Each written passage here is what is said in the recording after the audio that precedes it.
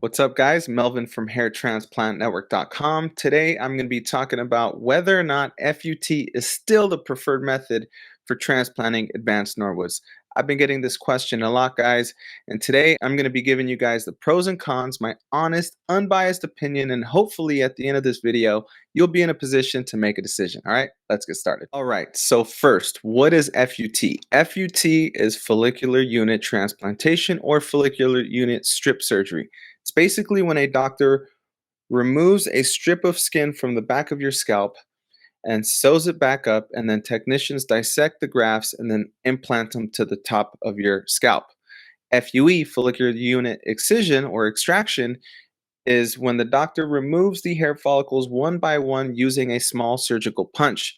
Now, the biggest difference is that FUT or FUSS will leave a linear scar in the back of your scalp, whereas FUE will leave tiny little dot scars on the back of your scalp. So obviously the scarring is going to be the biggest difference here. In terms of actual quality, this is highly debatable. For a very long time, it was said that FUT was a superior technique to FUE because the grafts had more meat, they were healthier, whereas FUE, it was thought that the grafts were skinny and skeletonized and they just didn't survive.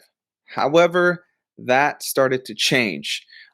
Recently, Dr. Shapiro made a study where he compared his FUT, which was very, very good, and his FUE, and he found that the difference was negligible. It was pretty much the same, on par in terms of growth. There was still a lot of talk about FUT being more efficient, being able to harvest more grafts, and it being better for advanced Norwoods, Norwood 6, Norwood 7s. And I was of this train of thought for a very, very long time. However, I must admit that I'm starting to change my opinion.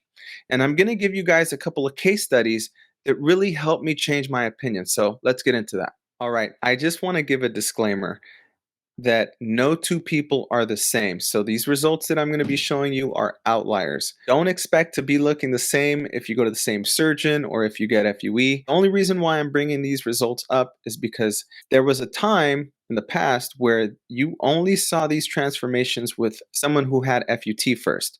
But now you're starting to see them pop up with FUE.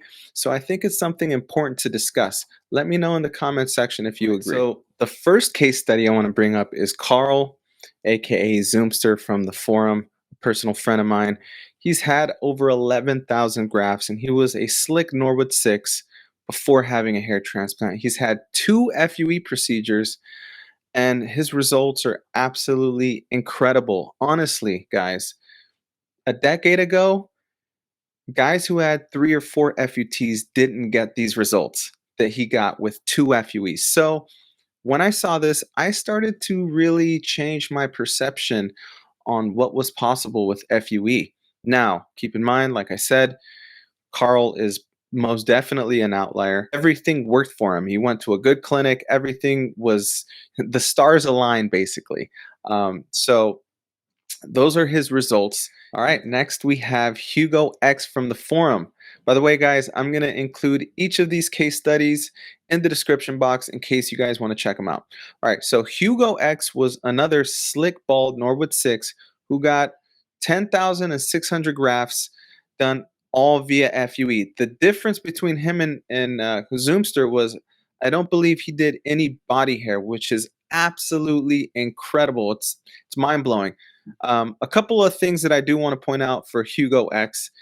He has incredible donor characteristics. His hair quality is absolutely incredible, super thick. So his results are going to look better than someone with really fine hair. But regardless, the fact that he was able to get 10,000 grafts via FUE is absolutely insane. So this is another case study that I want to bring up, and you're starting to see these type of cases come up more and more. All right, the last case study I want to bring up is not actually a forum member, but was posted on our forum by Dr. Patella. This was a Norwood 7 with a poor donor who had, I believe, 12,000 grafts with a mixture of scalp, body hair, and chest hair. His results are incredible. And He has a pretty high hairline, which some people are going to call out, but the fact that he was able to get full coverage using just FUE and it looks absolutely natural is incredible with the donor that he had. Now, in this particular case, he didn't have any positives going for him, right? He didn't have really thick hair. He had a large balding area. His donor was below average. This was a case that would have been turned away 10 years ago by 99.9% of the surgeons. Again, these cases you're starting to see come up more and more. All right, so what are the pros to FUT? Well, one huge pro, especially if you're living in the United States, is that FUT is a lot cheaper. It's usually a couple of dollars cheaper per graft, which translates to thousands of dollars per procedure. Another pro is that you can harvest a large number of grafts with relatively low risk to your donor, meaning you're not going to see a huge difference in your donor, even if you extract 3,000, 4,000 grafts, because all you're going to see is a linear scar. Whereas FUE, you could be left with a donor that looks over harvested. A con for FUT obviously is the scarring. You're going to see a linear scar. So if you cut your hair short, that scar is going to be visible. Another con is that if you're an active person, you may have to refrain from doing these activities for a period of time because you don't want to risk the scar stretching. Another con is that scars can stretch for no reason.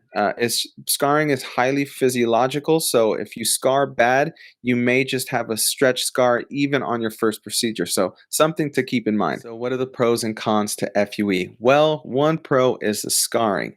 When done right, FUE scars are hardly detectable even with really short hair. However, it's a double-edged sword because when done wrong, the scarring can make your donor look moth-eaten and patchy. Another con for FUE is the cost. In the United States, it is a lot more expensive, sometimes double the cost as FUT. Another pro for FUE is that you can use FUE in other parts of the body, meaning you can use FUE in the beard, you can use it in the chest. So it's a lot more versatile than FUT. Right. Still don't know which technique is best for you? I'm going to give you 3 additional steps. Step number 1, click the link in the description and start reading our content and articles regarding FUT and FUE. This way you'll be in a better position to make an informed decision. I'm also going to include our list of recommendations, so if you guys want to submit some virtual consultations with some quality doctors which we've reviewed and vetted on the forum, you go ahead and click the link in the description and you can get started today. I'm going to also include a link to the Hair Restoration Network, which I highly suggest checking it out so you can start looking at reviews from patients who've had FUT and FUE, and that'll help you make a decision. All right, that's pretty much all I have for you guys. I hope you guys found the video informative, and if you did, do me a favor and hit the like button. If you like the content I put on this channel, please consider subscribing, and if you think anyone would benefit from this video, please share it with them. All right, till next time.